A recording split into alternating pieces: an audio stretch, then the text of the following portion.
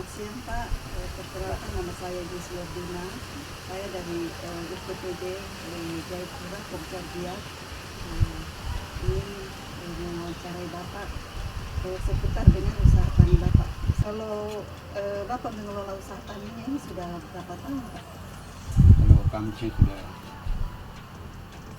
20 tahun. Oh 20 tahun Pak, oh berarti cukup lama ya. Jadi saya kan mulai umur 17 sudah Sudah ini ya, masih sampai kerja, sekolah dan lulus lama. Terus kalau luasan lahannya Bapak ini sekitar berapa? Ya kalau saya bisa 1 hektar, bukan biasa tapi 1 hektar. Oh 1 hektar. Saya biasa kalau kerja 1 hektar. Terus kalau ini kan kalau usaha tani terus ada hasilnya Pak, itu biasanya Bapak langsung jual ke pasar kah, atau mungkin ada tenaga kah, atau mungkin lewat apa? Biasa kan orang bilang dia pedagang ya, media sosial mungkin tawarkan bagaimana? Kami jual ke pasar. Oh langsung saja Pak ya? Ada juga langganan. Oh langganan ya. Ada dua. Kalau di kota sana ya langganan. Kalau di bosnya ya jual sama. Oh langganan, berarti ada yang Ada yang pada langganan. ya? Ada yang langganan. Iya. Ada juga biasa. Ada langsung pasar. Terus selama Bapak ini mengelola usaha taninya Bapak ini, apakah ada bimbingan teknis, pendampingan dari pemerintah terkait dengan instansi mungkin pertanian setempat di sini, PPL Pak? Ya ada. Oh ada. Biasa ya. Biasa suruh ke lapangan pertama. Contoh kehidupan yang ada di kampung juga biasa. Terus mengenai transportasi untuk pemasaran jalan apa lancar Pak yang untuk menjual hasil-hasil kebunnya Bapak? Lancar. Terus dalam mengelola usaha taninya Bapak ini, apa Bapak menggunakan tenaga kerja kah, atau mungkin secara keluarga, dikelola secara keluarga atau bagaimana? Ya kami sini kan biasa kelompok, kami sini kelompok, tapi selama ini kami kerjasama juga macam salah satu lokasi begitu, karena kebanyakan yang jadi ketua dan stigmat. Ya selama ini kami kerja dari keluarga, Oh seperti kita itu. keluar. Nanti kalau laporan kami ke dinas sana, kami pergi Oh, ke setiap itu untuk kami iya. ambil untuk laporan ke dinas sana. Oh, Mungkin sana berapa meter, sini berapa meter, yang kita gunakan dari setiap kali kita laporan setiap bulan begitu. oh jadi dalam apa maksudnya Bapak juga tergabung dalam kelompok tani Pak ya? Ya, Dalam ini. jadi jadi selama sudah 12 tahun saya datangani beberapa kelompok. Sekarang 17 kelompok tani Poktan yang ada. Jadi saya ketua Gapoktan gabungan. Oh Jadi, Gapoktan ya. Gapoktan, jadi saya ketuanya. Oh Bapak Ketua Gapoktan gabungan itu kelompok tani yang ada di kampung Timbagas. iya, kalau waktu itu kan bilang tergabung ini dalam kelompok kapan bentuknya Pak? Kalau waktu gabung itu tahun ya 10 ya, Ini mulai berapa? berdirinya kelompok itu, kelompok Ini tambahkan berarti Ya. 2000 kan 2010. kebetulan saya di sini waktu itu kan pembentukan Gapoktan itu sekitar 2010-11 ya, gitu. itu sudah masuk. Itu sudah berdirinya Gapoktan ini dengan membawai 13 kelompok dengan anggota 108 saat ini. Terus kalau apa status kepemilikan tanah ini milik sendiri kah atau sewa lahan Pak? Kan istilahnya tanah adat, bukan istilahnya tanah tanah. Kalau kita biasanya kan di sini kan karena bilang milik tapi tidak mempunyai tanda bukti apa macam sertifikat apa. Nah, kecuali yang ini yang pekarangan boleh. Kalau enggak saya pernah prona toh. Nah itu yang 50x50 kan waktu itu. Itu prona punya itu yang ada buktinya, tapi kalau sebenarnya pokoknya hak wilayah lah kalau kebun yang umum. Jadi statusnya itu. Subsidi sudah nggak jadi kendala buat sarana produksi, cuma kadang-kadang di sini hanya terkendalanya masalah pasar. Nah, dalam artian di sini kalau masalah pasar ini terbatas sekali karena mengandalkan pasar hanya tinggal kecamatan. Jadi kendalanya cuma pasar karena pada umumnya di sini kan kalau petani yang sudah maju dia sudah punya langganan. Jadi pasar dari sini drop langganan. Jadi harga sudah ini, tapi setelah yang orang yang belum punya ini dia langsungnya ke jual ke pasar. Kadang-kadang saat pada produksi lagi melimpah, harga jatuh, itu sudah kendalanya cuma itu. Nah, kalau masalah transportasi di sini jalan semua sudah lancar sebenarnya. Cuma masalah itu saja pasar, karena hanya mengandalkan pasar di tingkat distrik. Oh, belum ada ini ya, mungkin macam pengelola penanganan pasca panen selain itu. Belum di sini ya. Berarti Itu sebatas budidaya pasar itu saja, masih dalam bentuk barang misalnya, atau belum barang bentuk olahan. Nah itu saya mungkin kalau pihak mungkin ada usaha, mungkin ada suatu pabrik mungkin untuk pengolahan bikin saus ya, tapi pada umumnya di sini petani masih secara biasa umum saja, dia jual panen langsung menjual, tidak mengalami proses itu belum ada. Terus ini apa dengan desa tani ini Pak, mungkin manfaatnya untuk masyarakat di sekitar, mungkin bagaimana Pak, mungkin apa dapat menciptakan lapangan kerja karena Pak mungkin mengelola usaha taninya di sini banyak pekerjaan melalui usaha tani pendapatan masyarakat apa pendapatannya Bapak terus masyarakat di sini bagaimana meningkat Pak, terus ekonominya bagaimana meningkat Pak, atau ada pengaruhnya Pak atau bagaimana? Yang jelas kalau masalah pendapatan, ini larinya kan pendapatan berarti. Kalau masalah kalau kita usaha secara rutin, kontinu, yang jelas akan meningkatkan jelas kesejahteraan pendapatan, jelas itu pasti ada. Nah, cuma tadi walaupun tadi kendala yang pertama itu hanya pasar, tapi untuk masalah kebutuhan itu rumah tangga dengan ini sudah bisa terpenuhi. Artinya dalam arti untuk bayar listrik, anak sekolah, istilahnya dia membantu, sudah pendapatan secara ini sudah membantu. Tapi untuk seperti yang kita harapkan, kalau mungkin di sini kalau pasarnya ada perusahaan banyak, pasarnya lancar, pasti itu akan meningkatkan pendapatan petani. Larinya kesejahteraan petani itu biasa ada, cuma kendalanya tadi karena pasar hanya pasar manual yang itu saja. Mungkin kalau di sini ada perusahaan seperti dulu ada Wapoga, Multi masih aktif, nah, petani nggak usah ke kota, itu kadang-kadang di tempat dia tinggal bawa ke sana. Gitu. Nggak ada yang ambil. Terus kalau dalam usaha taninya ini Bapak maksudnya lingkungan itu maksudnya dampak negatif positifnya itu bagaimana Pak? Kalau dampak positifnya sudah jelas banyak, terutama kepada masyarakat yang ada di sini. Dengan adanya kebun kita kelola dengan sistem yang baik dan benar, masyarakat banyak yang misalnya meniru lah.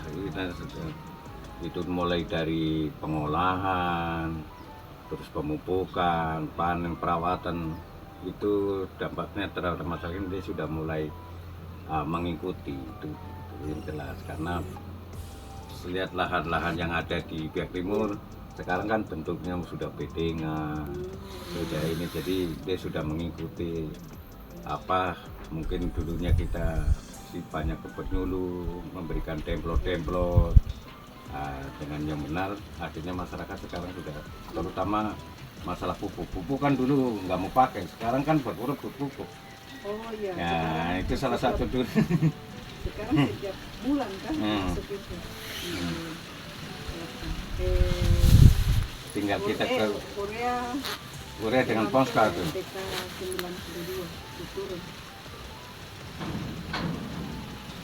Terus kalau yang negatif mungkin enggak? Negatifnya sekarang masyarakat kalau ini nggak ada. Oh, iya. Banyak masyarakat ya itu tadi. Karena pengaruhnya tadi, artinya yang kita nggak ikut pun sekarang berkebun ikuti, akhirnya sekarang kan sama-sama punya usaha ya, dampak negatifnya di sini kurang ya wajar lah kalau ada 1-2 yang itu kan Iya. itu, tapi kalau secara ini enggak ada. Semua kan rata punya kebun. Nah, cuma di sini yang negatifnya ya paling babi, ayam. Oh, Nah, seperti ini ya. nah, itu saja masih.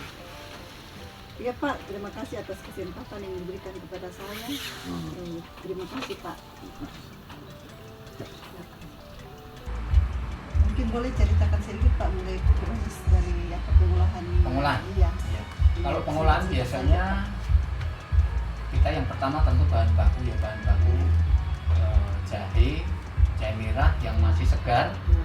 kemudian kita sortasi karena pengalaman yang sudah ada. Tahapan sortasi ini penting. Ketika jahe tercampur dengan yang busuk itu akan mempengaruhi aroma, kemudian penampakan dari nanti hasil akhir. Kemudian yang lebih penting adalah waktu sortasi jangan sampai tercampur kunyit. Karena kalau ada kunyit satu ruas saja, itu warnanya akan berubah dia cenderung ke warna kunyit. Nah, setelah dilakukan sortasi, kemudian pencucian, setelah pencucian ditiriskan, kemudian dilakukan pemarutan, kemudian pemerasan. Setelah itu hasilnya nanti diendapkan.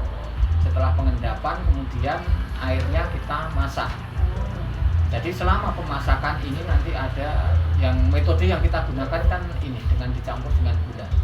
Jadi nanti pengkristalannya itu dengan gula. Jadi kita tambahkan gula dengan perbandingan 1:1. Jadi 1 kilo gula itu perbandingannya kita pakai 1 kilo jahe. Itu perbandingannya. Kemudian kita masak ya kurang lebih kalau normal itu paling tidak sekitar 1 jam, 1,5 jam itu kalau kita masak sekitar 5 kilo itu paling tidak 1,5 jam itu baru jadi. Kemudian ditunggu sampai mengkristal, kemudian dilakukan pengadukan, kemudian pengayaan. Setelah diayak kemudian kita kemas, kemudian kita simpan. Setelah penyimpanan biasanya langsung ke konsumen sih. Kalau kita kebetulan saya sendiri juga belum ada reseller, jadi belum ada yang tempat untuk ini. Biasanya dari pelanggan langsung yang dia datang ke saya. Kalau untuk mendistribusikan produk jahe merah yang Bapak produksi ini, biasanya Bapak menggunakan transportasi apa? Kita roda 2 saja sih, kendaraan roda 2. Di sisi lain kadang ada yang pelanggan yang datang ke sini.